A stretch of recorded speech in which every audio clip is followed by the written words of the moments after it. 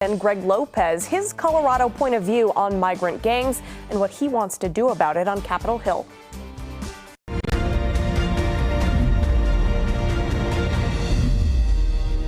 Welcome back. Immigration likely to be one of the top issues for voters come November, but a Colorado congressman who is not running for re-election is making it one of his top priorities too. Representative Greg Lopez joining us this week on Colorado Point of View. Thanks for being here. We always appreciate your time. Let's jump right in. You just introduced a bill aimed at detaining and deporting people who aren't in the U.S. legally and are known gang members. Now, I got to ask, I assume this is an idea that has stemmed from what's happening in Aurora? It is. You know what? I mean, when you see what's going on with the criminal activity and really these prison gangs, right? Tren de Aragua. I mean, when you see what they're doing, there's really not any reason why we shouldn't detain them and deport them without any due process, because they're already committing crimes within our communities and they're creating havoc. And so, yes, this is something that I believe we should be doing right away. And I sent a letter to Alejandro Mayorkas talking about that. And it's time that we send a strong message that we're not going to tolerate that. Now, it seems pretty self-explanatory in the name of the bill that you've introduced, but how does this work in your mind? Well, in my mind, look, we should know who it is that's involved in our gangs, right? I mean, they have tattoos. We got to make sure that, you know what, we protect our communities, protect American citizens and those that are here that are trying to do the right thing. So once we know that they have a criminal activity, we should detain them and we should do everything we can to deport them. Now, I'm being told that, you know, some countries like Venezuela do not even want them back. Now, think about that for a minute.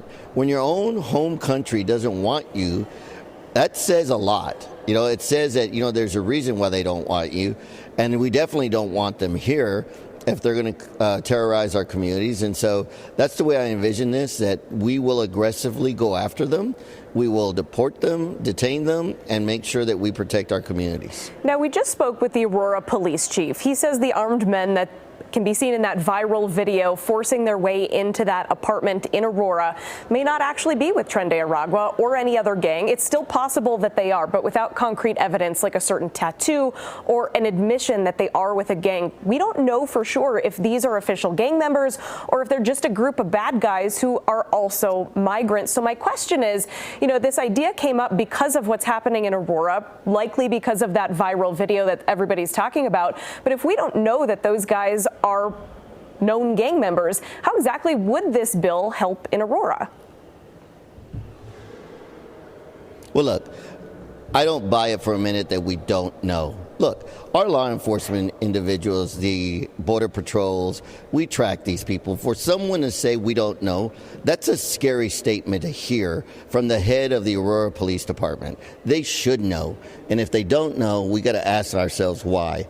And so for me, you know, we have to look at it from whether they are known or not known. We know this. They're doing criminal activity. They are terrorizing other citizens or other individuals, and that's not what we do in America. There's no harm in detaining them. There's no harm in doing an investigation to deport them if they're here illegally. You know, and we've done this time and time again.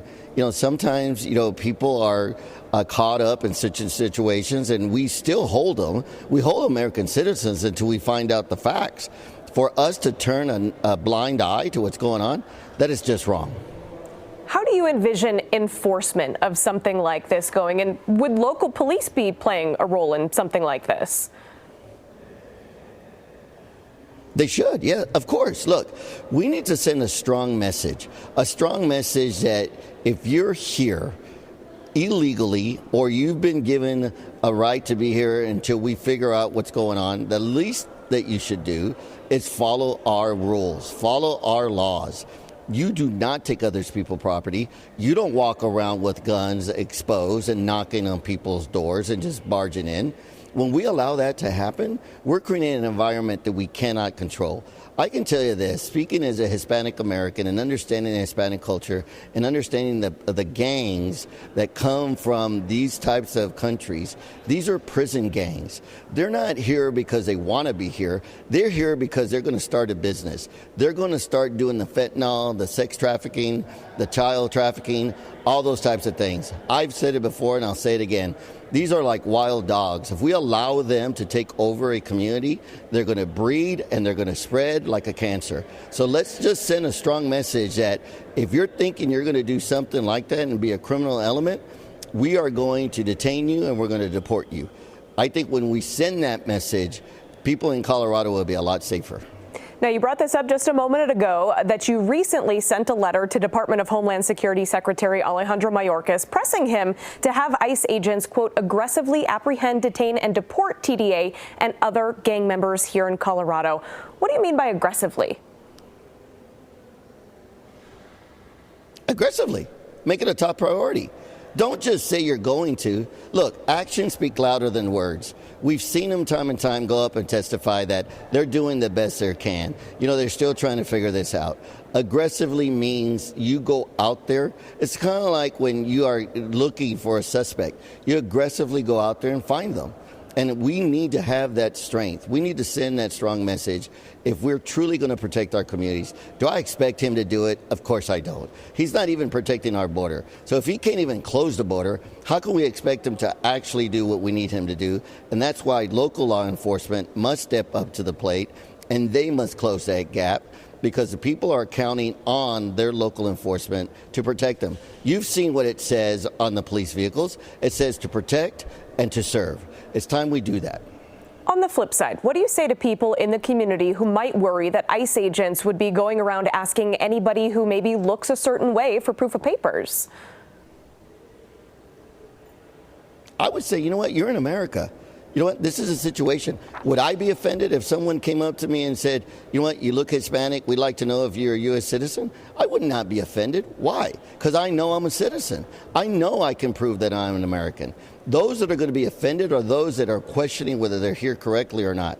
Look, time and time again, there's a lot of different times that we're asked to show identification. We're asked to prove who we are. Why should anyone be offended if they're here legally and they're not breaking the rules and they're not breaking the law? No one should be offended. And for those that say that people are offended, they're not keeping their hand on the pulse of the community. And I can tell you, as a Hispanic American, the Hispanic communities do not like the border being open. They want it closed. They do not appreciate what's going on, and it's time we stop it. Let's switch gears, talk about the federal budget. So we were just facing a government shutdown that's been averted thanks to a funding deal that now goes through the month of December. Now, last week, you were the only member of Colorado's congressional delegation to vote yes on the continuing resolution. But this week, when it passed, you voted no. I want to ask, what changed? Well, what changed was they took the SAVE Act off. Look, the SAVE Act was to identify that if you're going to vote in federal elections, you must prove that you are a citizen of the United States. I saw no harm in that. I think that's exactly what needs to happen, because right now we have a lot of people on voter rolls that are not American citizens, and they're on the voter rolls. And some of them are voting either innocently or purposely. You know, so we need to make sure that we only allow American citizens to vote. When they took that off, I looked at it now from a budgetary standpoint. We now have a $35 trillion national debt, and you may have heard of these or maybe you haven't. There's some zombie programs. These are programs that have expired, no longer have the authorization of Congress, and yet they're being appropriated. There's over 1,200 of these programs, and we're spending over $512 billion every single year to fund these programs that have no authorization from Congress. Who does that? You know, if we're going to do this correctly, let's discuss those programs. Let's see if they're doing the right thing. And if we feel we need to appropriate them, let's do that. But for us as Congress just to pass a budget, you know, because they're afraid of the boogeyman of shutdown, I don't buy that. I'm glad you brought up the zombie programs, because I was going to ask about it. But I want to ask you about this as well. You're new to Congress as a first-timer going through the budget process.